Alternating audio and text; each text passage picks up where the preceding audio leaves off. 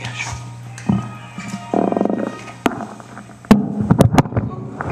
Thank you, Mr. Chairman.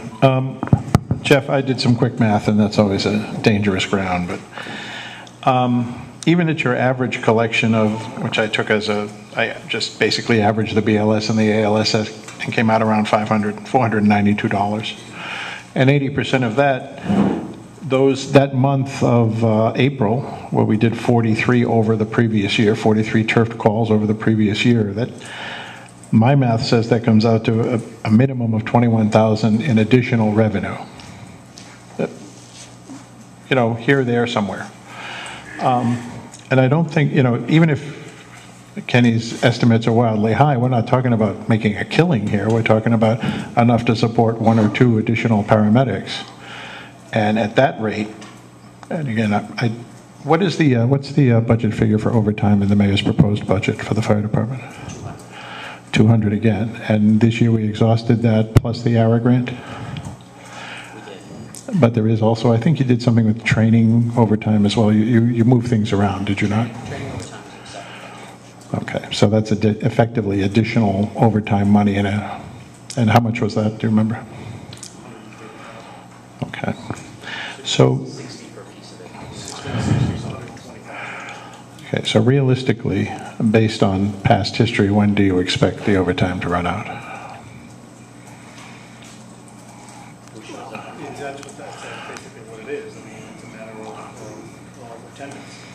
That's true, but you do have history to go on.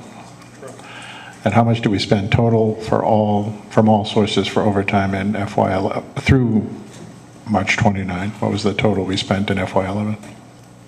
In FY11 to date for overtime? We spent $245 out of the general fund, not including training overtime. Right. And I don't know how much of the overtime of the SAFER grant was spent in 11. But what was the total on the SAFER grant? It was two. 288. Say again? The total of the grants is 388. So that's almost, say 500-600. I know it's not apples and apples, but it's a big number. No, less 72,000 for the cost of. Oh, that's right. One of the paramedics was paid out of that. Okay, so we're down around 400, let's say. Okay.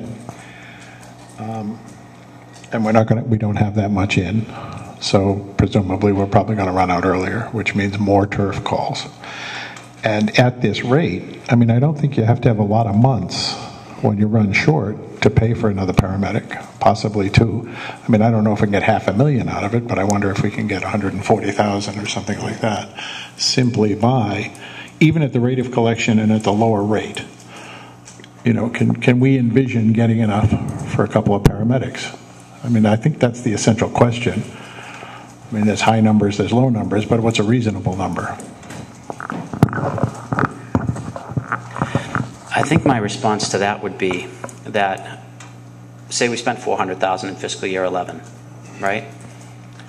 We didn't produce any significantly more increased volume of money than we did in fiscal year 10.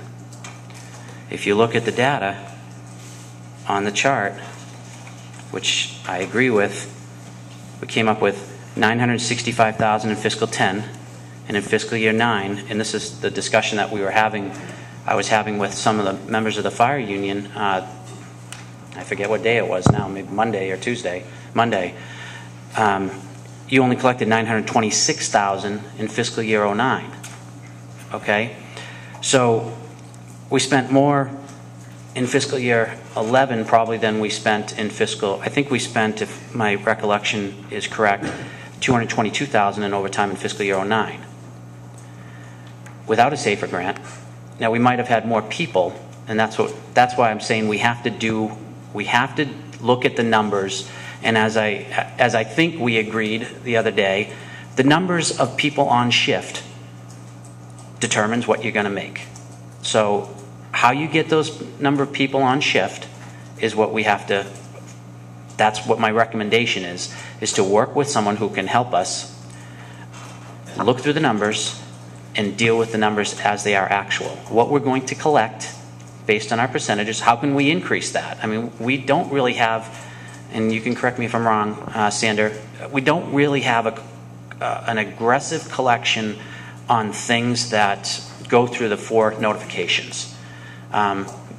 We won't realize much more additional revenue probably once we've gone through that and done our due diligence on that, but we're going to have write-offs. We wrote off several $100,000 a couple of years ago. I think there's a proposal for another couple of $100,000 tonight. So we're going to have those write-offs. We're not going to realize 100% of our revenue. I think we all agree on that. It's how many bodies show up. And really, I mean, I think this comes down to, without getting into negotiations, discretionary days and how many people show up to work. And I'm not involved in negotiations, so I don't know all of the banter that's gone back and forth about that. But I will say that the number of people on shift determine how many ambulances we run, and that's what we have to work out. So you're not going to get, I mean, we've even in those periods increased from Medicare plus 80 in 2000, before last year this time, a year back we were Medicare plus 80. This year in June we went to Medicare plus 120. So we've had the same number of calls almost exactly for the last 3 years. Our BLS total calls of our calls that we've actually serviced and billed, it's almost 50-50 BLS and ALS per the report that I got for the last 4 years from Comstar. So if you look at the total BLS calls and the total ALS1, we don't do that many ALS2, I don't think. But we have almost 50% BLS, 50% ALS. So if you look at that data and you look at each year, I mean, 1 year was exactly 2,000, 1 year was 1998 runs. The next year that billable runs, we had a little over 2,000. This year, I think we're about 1,900 to date. I can't recall off the top of my head where we are in fiscal year 11. But we don't have a significant number of more runs. So by increasing the Medicare plus 80 to 120 to 200, Sander estimated last year when we went from 80 to 120 that we're going to pick up an additional 60,000 as a result of just that. This year he's estimating that we'll pick up, I think, an additional 169, 180, going from Medicare 120 to Medicare 200. At some point in time, Medicare, I think, is going to, and I think he said this last year, is going to pay so much. So again, I think we'll increase based on that, which is a good estimate, but if we don't have the SAFER grant, we'll have less calls, so we might have more revenue based on increasing our rates somewhat, but we may have less calls. So there's that factor that I think we all have to look at. And again, you know, this is my first time looking at 3 years worth of data, and I think Kenny and I agree that 1 month doesn't accurately portray. I mean, I know what he was trying to do in his report, trying to give a picture of, hey, heads up, warning, we lost some revenue here, potential revenue. But I think we really have to look at it over a period of years to get a true actual reflection. And I think the numbers of runs aren't going to change dramatically different unless we do something, if we have more development in town, or if we do that. In fact, we may lose some runs because I think we transport more out of town than we did before. Is that a fair statement? That's out of country is slightly up. So that hasn't historically resulted in lost runs. Okay. Because we call back the staff out for it. Okay. So again, I'm a great numbers person and I can analyze data if it's presented to me, but I'm not a EMS coordinator. And I really believe that we've got to seriously look down and see what works for the city of Gloucester. And I stand by my recommendation to have someone come in and put all parties at the table and really hash this thing out so we can figure out what's best for the community, what's best to provide service to the community, and look at the numbers and say what makes sense. I don't think anybody really looks at it right now and says adding a Rescue 3 makes sense for the city. Will it someday? Maybe if we have more runs. So I don't know. I think that's my response to your question. May I, Mr. Chairman? And I agree with you. In looking at FY12, I think we do need to do that kind of analysis, and certainly should, and we have time to do that. I'm more concerned right now about the balance of FY11. I think it's a reasonable assumption that if we had plus 43 turf calls in April, those aren't going to go down in May and June. I mean, we're going to have more people, more traffic, more opportunities. So the question is, can we fund for the next 2 months, transfer funds in to cover enough overtime to bring that number back down to average, to make sure to maintain adequate staffing, and essentially it's a break even. I mean, as near as I can tell, we might make a little money, we might lose a little money, but we're not going to. It's not going to cost us a ton of money based on the fact that we will not have, let's say, 43 additional turf runs that we could have gotten something out of. Even at 80% collection and at a lower rate, it ought to pay the overtime bill for a couple of months. Okay, I think there's 2 pieces to that.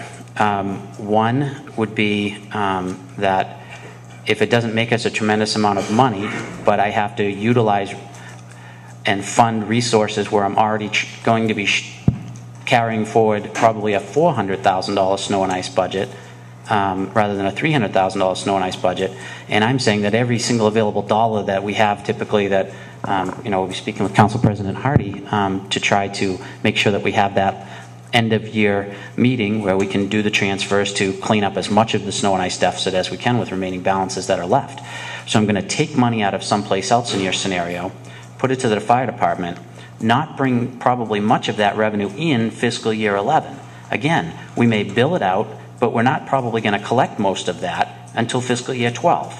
Yeah, it'll be 1 year versus another, but I don't think it's going to help your bottom line. So I think you're going to have more expenses this year based on the scenario you just presented, but not the offsetting revenue to come into the general fund this year. So I think that would be a negative for the city at this point in time. Now, I think freeing up some of the excess lag money that's in the fund now is what the fire department's saying let's use that. And again, my point goes back to, we don't want the fire department to overspend the bottom line because we don't have the funds anywhere else in the budget in order to make that up. I mean, we're going to be really scraping the barrel this year and still have a snow and ice deficit to carry over $300,000 to $400,000. I hear your point. I just don't see that. I just don't see that that result is what's going to take place.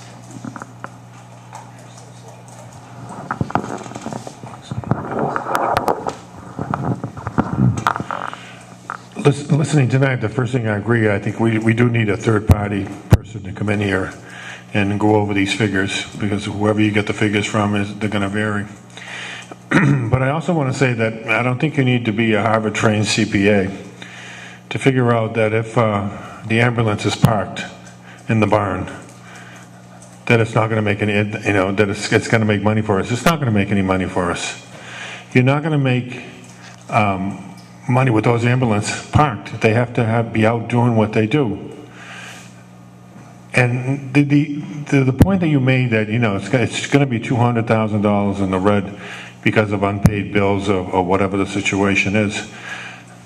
One of the expectations that taxpayers have is that when they call 911, that somebody's going to come, and having those ambulances working and the fire department working. That's part of paying taxes in the city of Gloucester. Not everything in the city has to be an enterprise fund in order to pay for itself. It just doesn't work that way.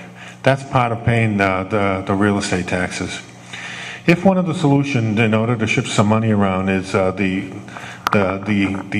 deficit ice account, snow and ice, maybe we need to carry a little bit more over the next year. And then when it comes, you have your free cash, then possibly that's where we can finish it off next year. I know that the administration will probably be looking forward to some free cash, and a lot of times they have more discretion in spending that free cash than going through the council. But there's a solution right there, and I think it should be looked into. That crunch time, $55,000 for one paramedic and 110, and you're keeping the ambulance is parked in the barn, that's crazy. No businessman would ever invest that kind of money in a piece of equipment and have it sitting there not making any type of revenue.